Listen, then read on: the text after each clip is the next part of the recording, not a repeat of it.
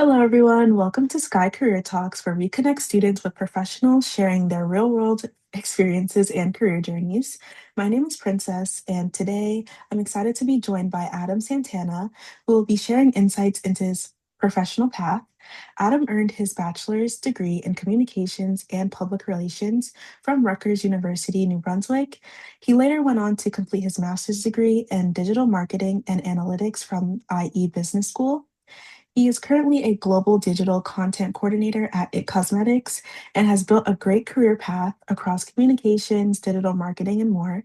Adam, thank you so much for being here today, and I'm excited to learn a lot more about your career journey so far. And as a little introduction, could you please introduce yourself and share a little bit more about your current role? Yeah, absolutely. Princess, thank you so much for having me here today. I know it's spring break, so also happy spring break to everyone at Rutgers. So, a little bit about myself. Again, I'm Adam Santana. In my current role, I am currently a global digital content coordinator at L'Oreal under the It Cosmetics brand. To share a little bit about what I do in my day to day, essentially, I ensure that all the content on Amazon, on our .com, which is called D2C, on Ulta, on anything digital related. I ensure that all of our products have the correct content, the correct descriptions, whether that's also going into like SEO and GEO, my team also does the production of it. So on top of making sure that everything is uploaded, and we also do the asks of what kind of content needs to be on each platform. And we set up the production of it too. So that's like setting up the photo shoot and setting up what kind of content we need for each product, and the logistics that goes behind that, inventory as well. And yeah, I'm actually still quite new in my current role. So I'm really figuring out kind of the ropes of it. But it's a lot of moving parts. It's really exciting. It sits under the kind of digital marketing umbrella, and it's a really fun job actually. Every day kind of seems different, which is something I love. And yeah, Oh, that's really interesting. It sounds like you kind of dabble in a lot of things like on the job. So I was wondering if you can give a little bit more insight into kind of like what a typical day looks like, like when you get into office, like do you have more hybrid like work schedules? What does the kind of day-to-day look like for you? definitely. So again, I'm actually quite new in this role, so I'm even still learning the ropes of it. Mhm. But essentially, right now I work at the Hudson Yards location, which is one of their newer offices. It's actually a really nice office, probably the nicest office I've worked in, and probably will ever work in. And it feels like a campus. It kind of feels like university. There's so many brands there. There's so many people. Each floor, I think, has over 100 people on it, and we're almost, I think, 10 floors. Um, so yeah, quite an adjustment coming from my last office, and a little bit of my day to day. So I can even just run you through what today looked like. Oh, great. And yeah, that was first. It was hopping on calls with my manager and kind of aligning on what needs to, kind of catching up and aligning on what needs to get done for the week and what's been going on during the past week. We have calls, for example, with creative. So the call with creative was to go over the shot list to make sure that everything that we require and need on the different um, channels. So for our ecom, for our D2C, we have some upcoming product launches. So with that, we have some shoots coming up, and that was our meeting with creative today. So we were going over everything that needs to be that gets involved with those shoots to ensure that we have all of the content ready and shot and accounted for these product launches. A little bit more about my day. So yeah, essentially I'm building a lot of decks, decks in regards to, let's see, briefing agencies. So for example, another thing we have to do is brief agencies.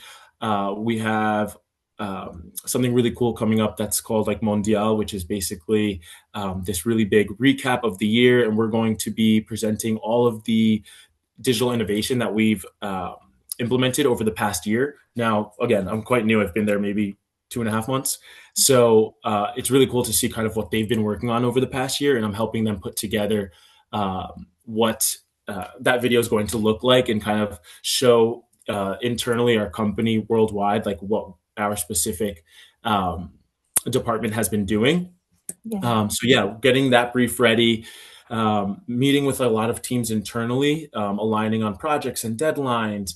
Um, Honestly, in this role, I sit in a lot of meetings. Where in my last role, I felt like I was doing a lot more just like executing work, which is kind of nice because I Mhm. get to see kind of more strategy and just get like a bigger picture of what's going on. Of course, I'm trying to think of anything else that might be exciting to share. Let's see. Yeah, it's a lot of another thing that I really enjoy too. That's cool. That's a cool part of the day is sitting in on like training. So we sit in on trainings to utilize certain tools. For example, like Visit, which is something that we utilize for to test our content to see if it's like engaging, to see if it's going to kind of do what we need it to do. Yeah. Because again, there's kind of always this like strategy and data behind everything we do. And right now, I sit on the content team, which is very content focused. Um, but they really dive deep into it in this company, and luckily we have the people and the power to do so. Whereas in my past roles, a lot of things that we were doing, it's like we were kind of just like pushing projects out, but we weren't always kind of deeply analyzing the why behind so and to see if it was even effective. But yeah, Wow, that's great. It's nice to know that, like, even just starting, you're kind of like getting to know the company. I know you were talking about like visits and kind of getting insight into like more of the performance analytics with like yeah, campaigns, because there's really a lot that goes into the final campaign that we might not realize, like as consumers, but there's a lot that yeah, goes on behind the scenes to prepare for that. absolutely. So I was wondering if you can kind of give insight into your academic background at Rutgers and kind of like how that prepared you for your academic career or for your professional career. Yeah, definitely. So during my undergrad, I was in the School of Communication, where obviously I was studying and PR. And a little bit about my background is I think, it took some time for me to really figure out what I was even interested in and what I would be good at. And during my undergrad, especially with taking so many classes and you're still quite young during undergrad typically, it's kind of hard to navigate through that. But I definitely recommend, taking as many classes as you can that do spark your interest and, you will land on something that does eventually. So for me, that experience was definitely in my class with Professor Mark Beal. So I think it was media, and communications, that course. And there we learned about things like the peso model, so like paid media and earned media, shared media, and owned media. And I really enjoyed that course. And I knew, hey, this might be an avenue I want to take into the future. Um, and like working on the different projects that he had for us was just a really great experience. And that kind of sparked my interest in digital marketing. And then afterwards, I don't know if you want me to go into that question quite yet, but like kind of sparked my interest afterwards to then study the master's in digital marketing, which is exactly kind of how I landed my career path now. Yeah, of course, you can continue explaining that, like your Yeah. master's program as well. Okay, definitely. And I guess to tap in a little bit more into my experience at Rutgers before jumping into the master's experience at Rutgers, I played like club volleyball. I was a fraternity brother at Pike. And yeah, honestly, like between being academic and social life, I really enjoyed the Rutgers experience. I met a lot of great people and networked a bunch. My minor was in the business school, so my minor was in entrepreneurship.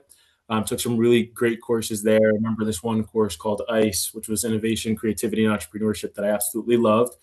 Um, Kind of just helped me blend that like business entrepreneurial spirit into my future career path and what I do now. And then, of course, after my undergrad, I actually went abroad for 2 years to teach English in a program. So I lived in Madrid for 2 years. And then in my third year is when I decided that I was looking for work and I wanted to kind of dive more into digital marketing and what that world entailed.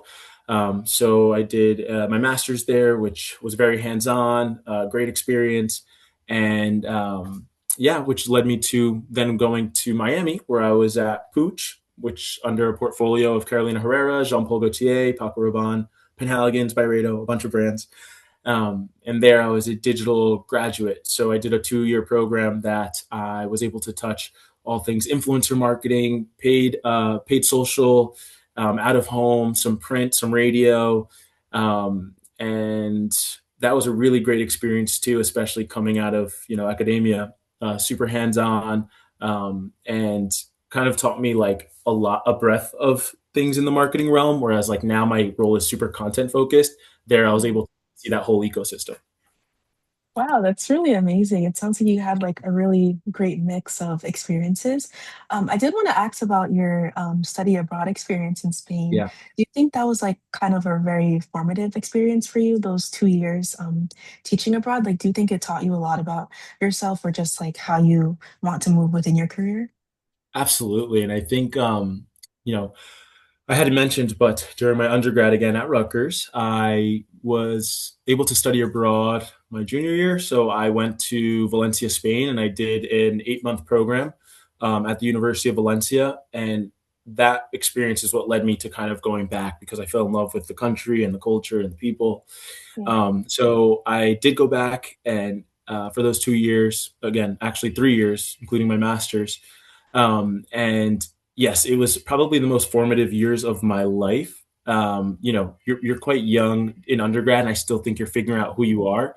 And then being Mhm. able to go there after having kind of figuring out who you are is just like a great experience because then you can just like fully be yourself, try Yeah. new things. I got to travel. I was able to, experience a different culture. I learned a new language, and all of that really helped me to get where I am today.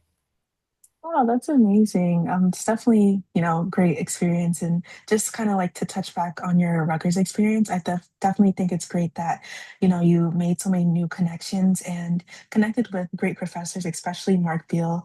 I think, shout out to him because he definitely prioritizes like connecting students with those industry connections and professionals and experiences. And that's something that's really great to have in your career. And I know you mentioned that like taking his course was kind of that turning point for you, where you Yeah. realized you really wanted to focus on digital marketing. But I was wondering what was kind of a turning point or defining moment in your career that made you want to focus on digital marketing or kind of like a global perspective in your current role? Absolutely. So yeah, I definitely think the seed was kind of planted at Rutgers. So I thank Rutgers for that. I thank Professor Beal for that. And then after graduating, so I graduated in like the midst of COVID. Oh, So there, people were getting furloughed, companies were closing down. It wasn't like the best job market. yeah. So I had been accepted to this program to teach abroad. It was wonderful. And then again, in that third year, is when I was like, hey, I do want to get serious about like digital marketing and that world. And I do want to launch my career. And that's what made me study that master's, just to kind of get well equipped. Kind of dive into some tools that I learned in that program as well that would prepare me for the field and the industry. Um, Whereas I don't think I would have been ready for the industry coming fresh out of Rutgers just because of my, let's say, I don't know.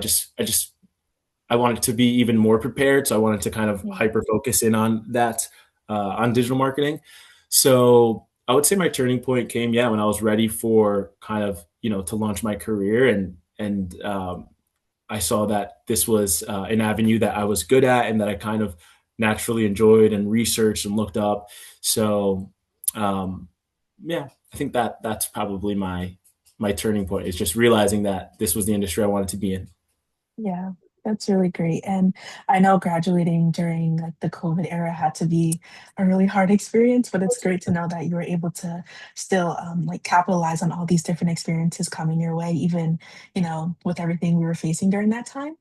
But I know like at Rutgers, you of course made and developed great skills. Studying abroad, likely you developed great skills. So I was kind of wondering how you balance those technical and soft skills in your role. Yeah, that's a great question. You definitely learn a bunch of great, both soft and hard skills while you're in your undergrad. And I think in the workforce, it becomes amplified how important both of them are. Um, in our field, in digital marketing and in marketing, branding, I would almost say that soft skills are more important than hard skills, just because if you can, if you're likable, if you're easy to work with, people will help teach you the hard skills. Whereas if it's the other way around, if you're hard to work with, if you're not really a team player, you could have all the hard skills you want, but at the end of the day, if a team doesn't want to work with you, or if you make everyone's life difficult, um, it's not going to be the best experience. Mhm. So I would say really learning to kind of have a great balance of the two. It's really important to obviously upskill yourself and have hard skills, which again, Rutgers does prepare you with that. And then if you want to go even more granular, you can always do another program, another master's, boot camps.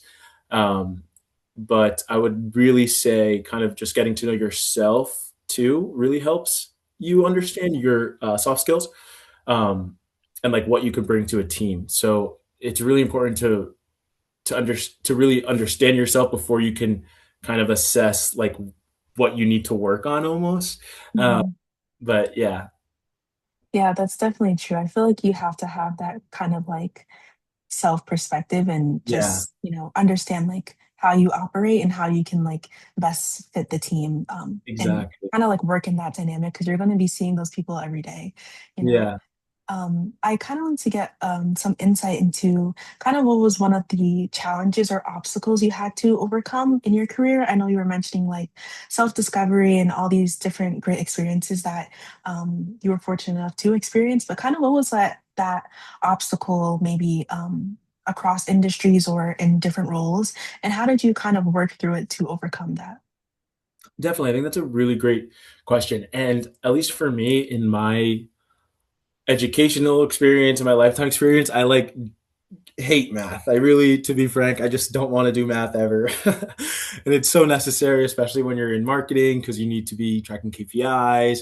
Mm, And yeah, again, it's not like super complex math, but you do really need to be able to understand it, and you do want to be able to like analyze data and have a good grasp on that. So I would yeah, say an obstacle for me was kind of getting over that hump and realizing, hey, I need to have a good understanding of this in order to be a good marketer and to be a good digital marketer. Um, so and even though I might not be good at it, like kind of pushing that aside and saying, hey, like I'm going to work on this, and it's going to be something that's going to be for the betterment of, my future career path and like who I am as a digital marketing professional. So taking again in my master's courses, I took some digital like took data analysis courses, and kind of honing in on that skill just helped me really understand like the data of it all and the why behind tracking KPIs and how to see if something's effective and efficient, and where to invest money in and how ROI works. So like getting a mm, return on your investment. yeah. Because again, marketing can be fun and creative, but on the same token, especially when you're working, you want to make sure that your initiatives are being tracked effectively, and that you're let's just say like it's worth investing in your marketing. Yeah. Mhm. Wow, that's true. I definitely think it's real that there's something unexpected like math that could kind of give you insight into where you might want to like prioritize in your career. And I Yeah. definitely think that gave a lot of insight into kind of how you realized that digital marketing was something you wanted to specialize in and kind of like the digital part of it, like understanding those analytics and what plays into like a good campaign and things like that. Exactly. Yeah, So kind of like focusing on how you um, discovered like where you wanted to focus on, what advice would you give to record students or just anyone watching that's kind of exploring where they want to focus, what they want their like career domain to be, and kind of like people that are still figuring out their own career paths? absolutely. So my first piece of advice would be to relax. I think in undergrad, you think you're a lot older than you are. Being an undergrad, if you're between the ages of 18 and 21, 22, even 23, like the world outside of college views you as like a baby. And I think when we're in college, we're like, we need to have everything figured out. I need to understand what I'm going to be getting paid, what kind of role I'm going to have, where I'm going to live, who are going to be my friends. Let life play its course, and Yeah. as long as you kind of follow the inklings that you want to follow in your life, you'll end up in the right places. I recommend going abroad. I recommend trying a million different jobs and like roles because and even hobbies and all of that kind of helps shape where you want to go. Someone who's I've job hopped quite a bit. I've tried different industries, higher education, fashion, luxury. I've worked in, let's say, even in undergrad, I was working, like service industry jobs. I've coached. All of these things kind of help me piece together, like, hey, what I'm good at, what I like, what I really don't like. So my advice would to be like, just put yourself out there, try different things, and both professionally and personally, that will like help guide where you want to go and like help you kind of find your North Star. I think all of the experiences leading up to me becoming kind of a digital marketing professional helped me realize that this was a path I wanted to take. Um, Whereas it wasn't always clear. So yeah.